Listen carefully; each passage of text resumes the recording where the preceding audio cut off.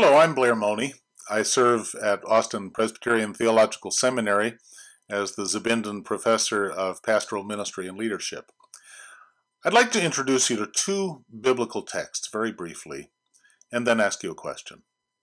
First, in the Old Testament book of Numbers, chapter 21, beginning with verse 4, Moses is leading the Hebrew people through the wilderness when the people are beset by poisonous snakes.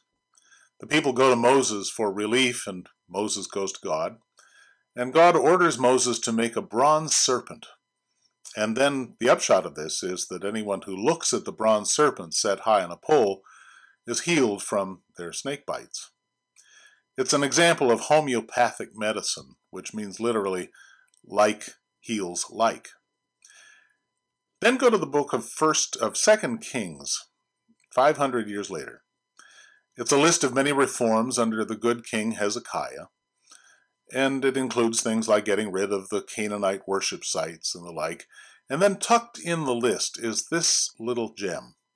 He broke in pieces the bronze serpent that Moses had made, because the serpent had become an idol. It's an example of something that is healing and helpful in one era, becoming something else in another era. A means to an end, that is, of seeing God beyond the symbol, becoming an end in itself. And isn't that the heart of idolatry? In these times of great change in the church and in the world, my question is this: can you think of things in your own church's history, perhaps your own journey, which were healing and helpful at one time but are no longer so? They are no longer means to an end, maybe a means to spiritual growth, and they have become ends in themselves.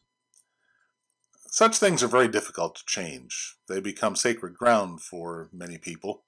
And yet, the heart of reform is the willingness to look hard at what we're doing and the practices that we practice, and asking which things are not helpful anymore.